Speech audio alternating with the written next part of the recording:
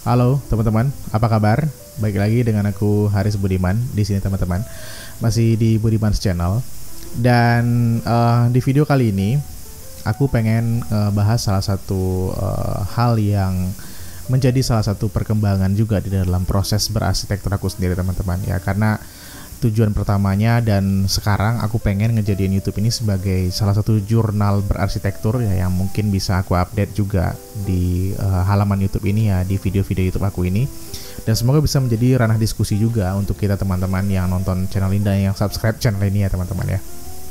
Jadi sebenarnya aku pengen update tentang bagaimana studioku gitu, karena juga mungkin selama ini aku tidak terlalu pernah membahas detail tentang studioku sendiri ya, dan kali ini aku pengen ngebahas banget tentang studioku ini dan juga status atau perkembangan studioku setelah aku mendapatkan STRA ya. Mungkin karena ini menyambung cerita kita yang dari video-video sebelumnya, mungkin teman-teman udah nonton juga ketika aku sudah berhasil mendapatkan STRA aku gitu di tahun 2024 kemarin teman-teman.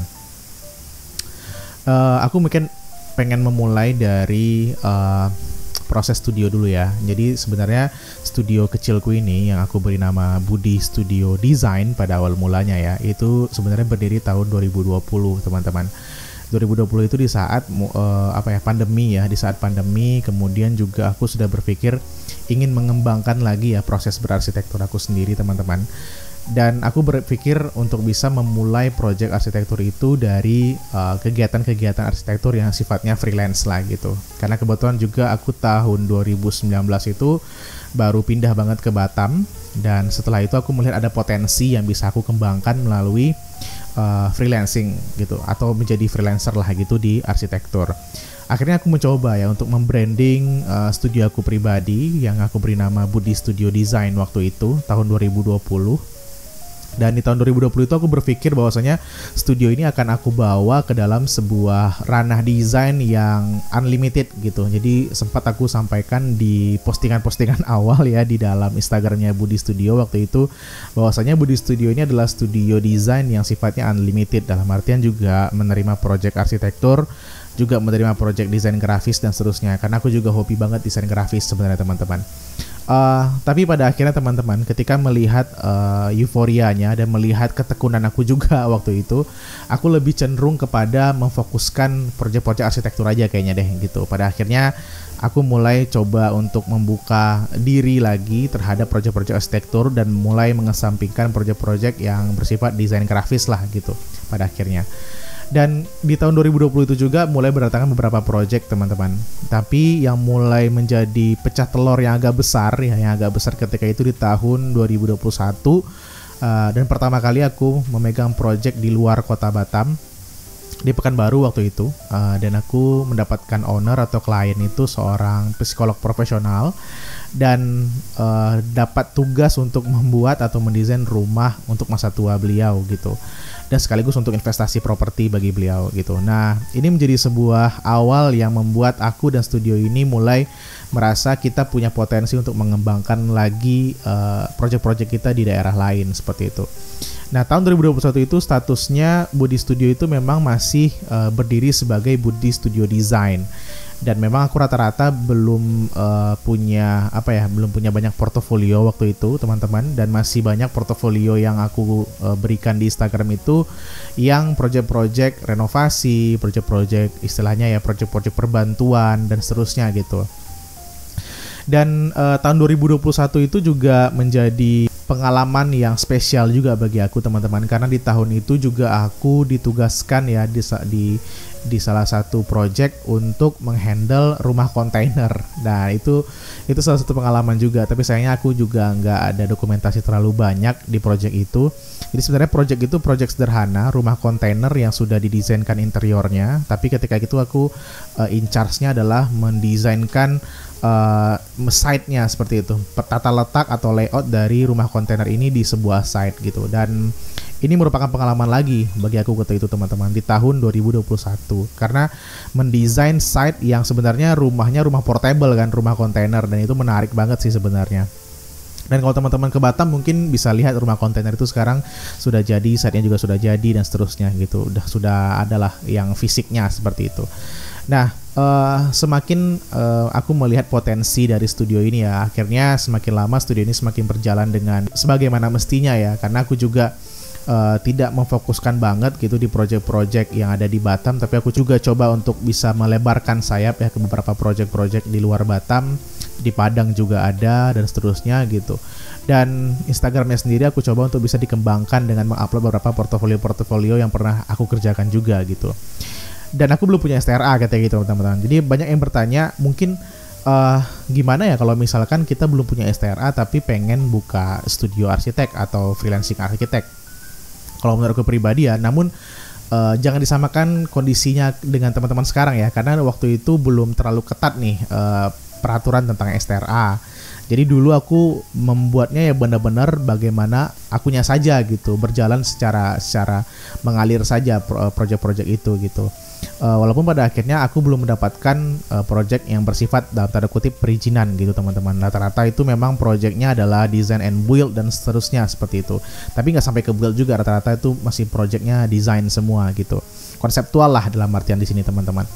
Nah, memang pada akhirnya selama perjalanan itu Budi Studio mulai banyak dikenal ya oleh beberapa owner, beberapa klien.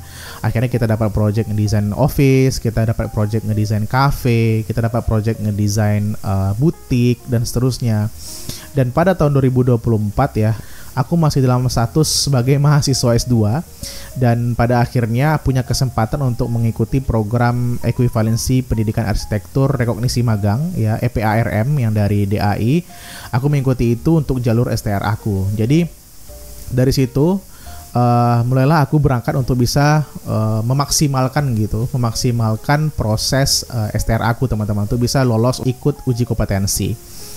Nah, awalnya dari situ teman-teman memang agak ribet ya, banyak proses yang harus aku lalui juga, terutama dalam proses administrasinya ya karena memang kita dituntut untuk bisa administratif sekali di STRA ini, terutama dalam penyusunan data, kemudian project-project atau portofolio yang sudah berjalan, dokumen projectnya, fotonya, dokumen kontraknya dan seterusnya gitu. Nah, verifikasi dari pusat juga cukup panjang menunggunya teman-teman, karena ya memang ketat sekali peraturannya ketika itu dan mengharuskan kita untuk bisa mendapatkan rekomendasi dari beberapa arsitek yang juga sudah memiliki STRA dan sudah mempunyai keanggotaan IAI, kalau aku nggak salah itu lebih dari 2 tahun seperti itu. Hari ini kita mau jalan minta rekomendasi untuk proses STRA aku teman-teman.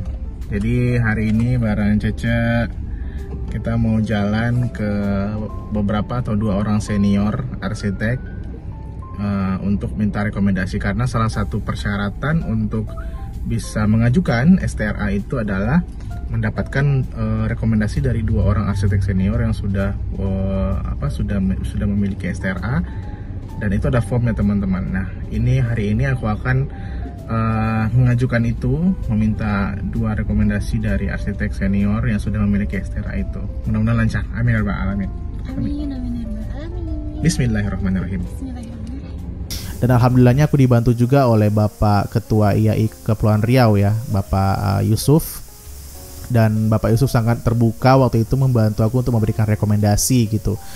Dan salah satunya juga ada Bapak Anom ya, salah satu arsitek senior juga yang ada di Kepri, membantu aku untuk bisa memberikan rekomendasi untuk mengikuti uji kompetensi ini, karena melalui jalur pengalaman gitu teman-teman. Akhirnya singkat cerita aku lolos verifikasi untuk administrasi, kemudian berhasil untuk ikut uji kompetensi, dan alhamdulillahnya waktu itu uji kompetensinya berhasil dilakukan di Kepri teman-teman, karena memang waktu itu isunya adalah kalau misalkan kuotanya nggak cukup kita harus numpang istilahnya ya, numpang ujian di kota lain. Dan waktu itu kalau nggak salah yang mengadakan itu antara Medan atau Padang gitu, yang pada akhirnya tapi alhamdulillah kita berhasil mengadakan ujiannya pertama kali, kalau nggak salah itu uji kompetensi STRA pertama kali yang diadakan di Kepulauan Riau. Dan seperti yang mungkin aku ceritakan di video-videoku sebelumnya, alhamdulillah one shot aku goal untuk bisa mendapatkan STRA aku di jenjang 8, jenjang madya. Dan semenjak itu teman-teman, aku berpikir ternyata setelah ini aku sudah mendapatkan STRA dan resmi menyandang gelar arsitek dan berpraktek sebagai arsitek profesional seperti itu. Dan pada akhirnya aku mencoba untuk mengembangkan lagi studio ini ya, studio yang aku jalankan ini dari studio sederhana mungkin yang studio yang aku jalankan sendiri, kemudian bersama dengan istriku juga menjalankannya karena kebetulan istriku juga arsitek. Dan akhirnya studio ini berkembang dan sekarang aku mencoba untuk bisa masuk ke dalam dunia perizinan teman-teman. Karena memang ruang lingkup STRA itu bisa membantuku di dalam proses perizinan gitu.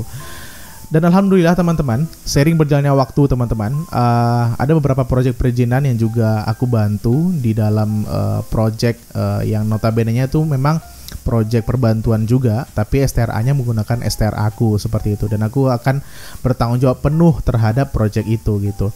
Setelah aku pribadi mendapatkan STRA, aku mulai untuk bisa merebranding Budi Studio menjadi resmi ya, official tuh Budi Studio Arsitek gitu. Jadi aku merasa sudah confident banget untuk bisa mengatakan bahwasanya studio ini adalah studio arsitek gitu, karena aku sudah punya license ataupun sudah punya surat tanda registrasi yang mengatakan izin praktekku gitu, yang sudah memberikan izin sah kepada aku pribadi untuk berpraktek sebagai arsitek profesional. Dan makanya aku merebranding gitu Budi Studio Design yang awal mulanya kemudian diganti menjadi Budi Studio Arsitek. Dan alhamdulillah teman-teman, ya seiring berjalannya waktu, project mulai berdatangan dan alhamdulillah kita sudah merambah ke project-project yang lumayan besar. Dalam artian project ini seperti project real estate yang notabene sudah di atas 2 hektar, sekarang ada di 3 hektar dan seterusnya gitu. Kemudian juga rumah pribadi, rumah private house gitu ya, private house dan seterusnya. Dan ini membantu kepercayaan diri juga tentunya teman-teman. Ketika STRA sudah terbit, kita sudah bisa bergerak secara profesional. Ya mungkin dulu kita merasa bahwasanya layak nggak sih ya kita menyebut diri kita arsitek gitu tanpa adanya STRA. Even sekarang itu masih debatable banget teman-teman ya. Masih banyak perdebatan tentang itu, tentang layak atau tidak layaknya arsitek yang ber-STRA dan yang tidak ber-STRA, kompetensinya dan seterusnya.